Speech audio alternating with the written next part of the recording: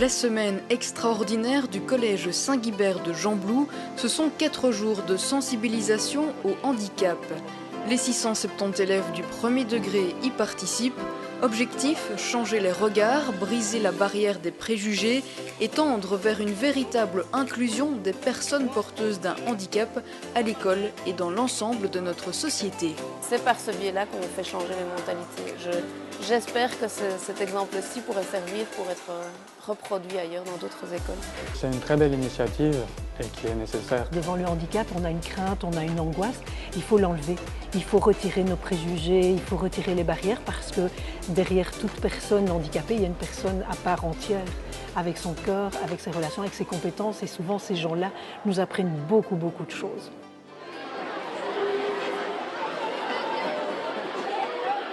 Bonjour Christian, est-ce que tu me reconnais? Madame de Buisson. Waouh, mais c'est magnifique! Mais c'est magnifique, dis! Ou du Buisson. Depuis si longtemps, rien que de m'entendre, tu me reconnais. Il y a des gens comme ça. Waouh, c'est génial!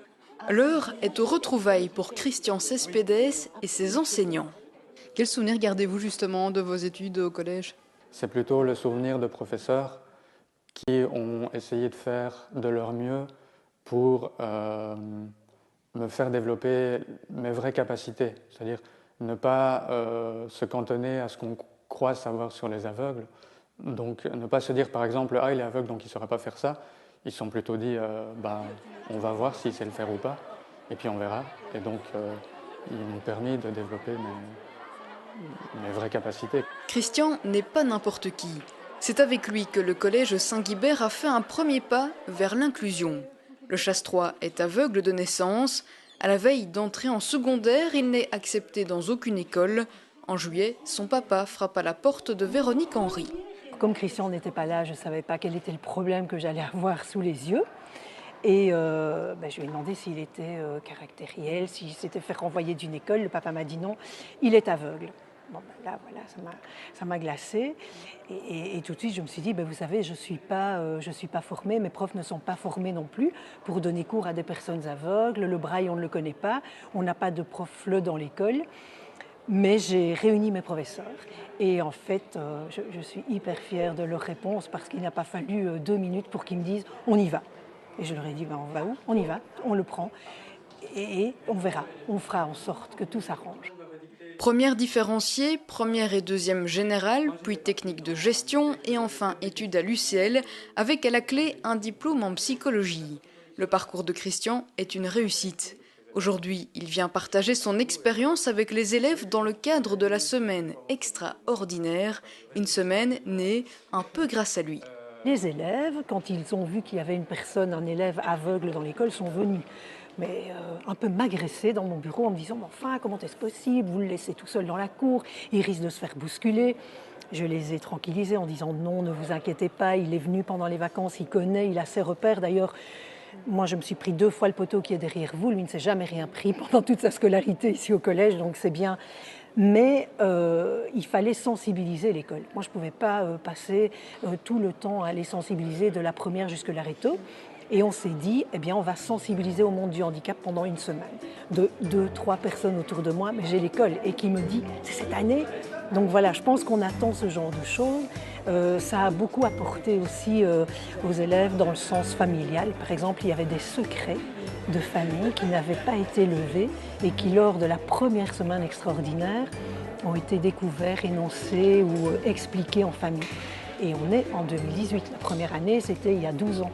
Donc il y a 12 ans, on taisait encore le handicap, on le mettait de côté ou on n'en parlait pas. Ateliers, tables rondes, concerts, pièces de théâtre sont au programme de cette semaine extraordinaire. Le premier contact avec une personne handicapée, on le voudrait facile et pourtant. Comment saluer une personne aveugle? Comment la guider, l'aider? Vincent Léon de l'ASBL Haïti donne quelques conseils.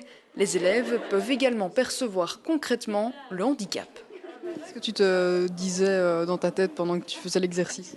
Je me demandais où j'étais parce qu'on perd tout sens de l'orientation, c'est très compliqué de s'orienter par rapport à la salle, même si, vu qu'on l'a vu avant, on sait un peu où on est, mais c'est assez compliqué. Est-ce que ça change ta perception du handicap cette semaine que vous faites ici au Collège Saint-Guibert? Totalement. À quel niveau?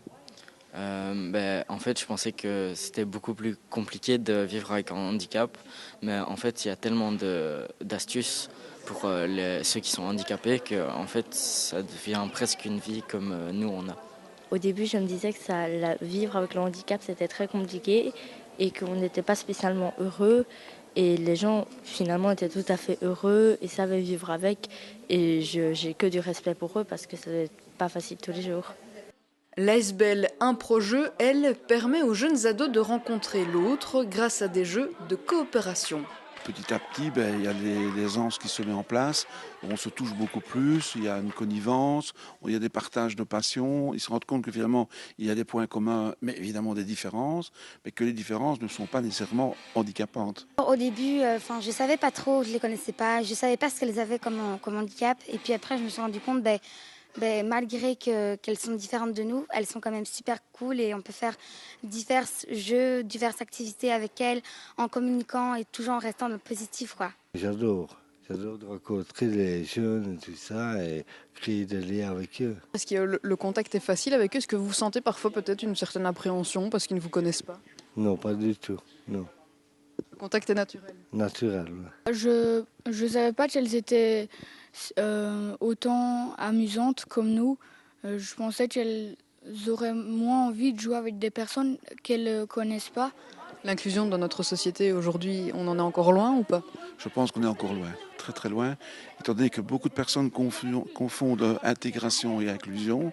On a tendance à beaucoup privilégier les petites activités entre personnes handicapées, ou alors les montrer un peu, on les montre un peu, c'est pas des bêtes de cirque, je suis désolé. Alors, tandis que nous essayons vraiment de faire en sorte que tout le monde puisse faire la même activité. Autre lieu, autre ambiance, jeudi, c'est la soirée de gala de la semaine extraordinaire. Le premier à monter sur scène pour un concert est Lou, porteur du syndrome de Morsier. Ses capacités musicales sont hors du commun.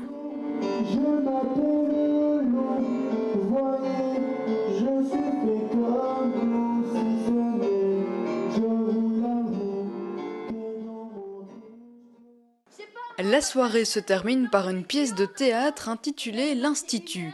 Elle a été créée par les élèves de l'atelier théâtre et leurs professeurs. Le thème, lors de la création, c'était la différence. Et puis, au fur et à mesure des impros, on s'est rendu compte qu'il y avait toutes sortes de différences. Il y avait la différence de celui qui n'est pas comme tout le monde, mais il y a aussi, pour les bourgeois, les pauvres sont des gens différents. Et en fait, c'est pour ça que le spectacle, il parle un peu de tout ça. Avec ce message, quelles que soient les différences, il y a toujours un moment où on a besoin de l'autre. Vendredi, une table ronde sur l'inclusion clôture la semaine extraordinaire. Dans le public, des partenaires du projet Erasmus+, cap sur l'école inclusive en Europe.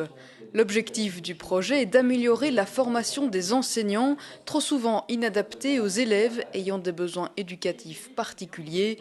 Le projet regroupe 7 pays de l'Union européenne, dont la Belgique. Les situations sont très différentes d'un pays à l'autre. Quand on voit l'Italie, qu'on rencontre nos collègues italiens qui nous parlent de la fermeture il y a 40 ans de toute école spécialisée et donc de l'inclusion réelle des enfants, quels qu'ils soient dans les écoles ordinaires, forcément ça nous bouscule, ça nous fait réfléchir, ça nous fait avancer. La Belgique est encore loin du compte, mais les efforts se poursuivent, notamment au collège Saint-Guibert. Après Christian, l'école a continué d'accueillir des élèves porteurs d'un handicap. Arnaud fait partie de ceux-ci. Il a 14 ans, il est en 2e secondaire. Au début, j'entendais bien, et puis ça a diminué, et je suis sourd profond, et on ne sait toujours pas pourquoi. Et tu as eu 2 opérations, c'est ça? Oui, j'ai eu 2 opérations, une en 2014 et une en 2011. Arnaud a fait toute sa scolarité dans l'enseignement ordinaire. Je vais le dire comme ça, c'est pas parce que c'est mon fils, mais il a une vraie intelligence et donc on a voulu lui donner toutes les armes et toutes les possibilités, à la fois grâce au collège de nouveau, mais aussi avec les logopédies et tout l'encadrement extérieur. Et il ne nous a jamais déçus en fait. Et donc il fait un cursus parfait depuis la 2e maternelle. Pourquoi le changer? Est-ce que ça a été un combat pour qu'il soit dans l'enseignement ordinaire ou pas? Pas un combat au niveau de l'école qui a toujours fait preuve d'une très grande bonne volonté à notre égard. C'était un peu plus compliqué parfois au niveau administratif, mais voilà, il a fait tout le parcours et on en est très heureux. Arnaud est un élève comme les autres, épanoui et entouré de copains comme Clément. Ce que tu as vu chez lui en premier lieu, c'est son handicap ou c'est Arnaud, la personne que tu connais, ton ami? C'est Arnaud.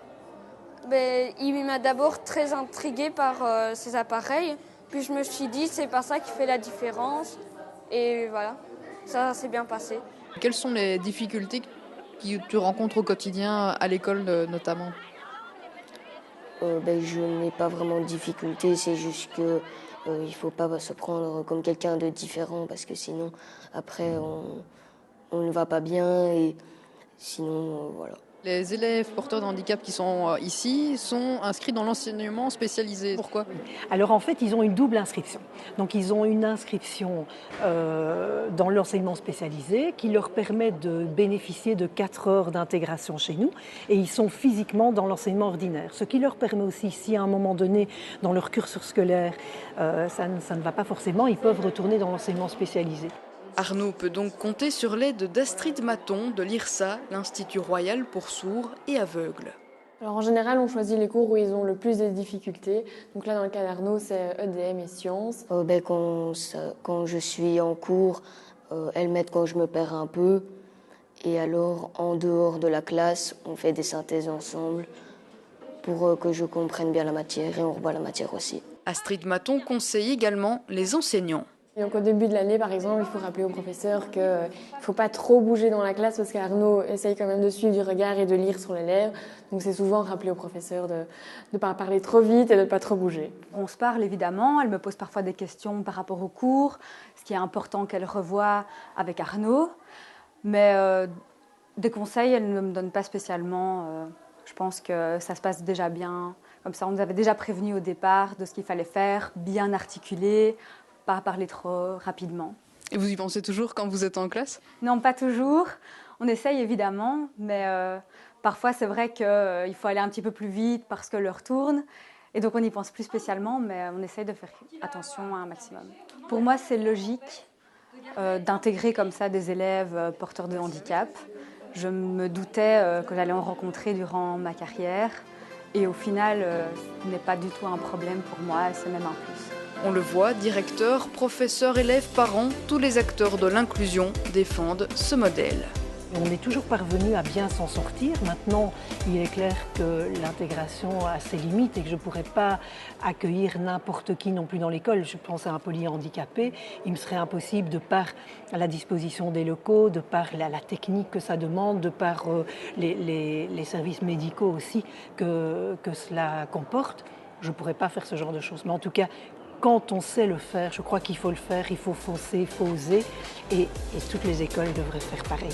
En 2018, plus de 5000 élèves sont en intégration dans l'enseignement ordinaire en Fédération Wallonie-Bruxelles. C'est plus du double d'il y a 5 ans. Toujours selon des chiffres fournis par l'administration générale de l'enseignement, plus de 40% des écoles fondamentales et 70% des écoles secondaires pratiquent l'intégration aujourd'hui. Demain, le pacte d'excellence prévoit de réformer le mécanisme d'intégration, mais pas encore de le rendre obligatoire.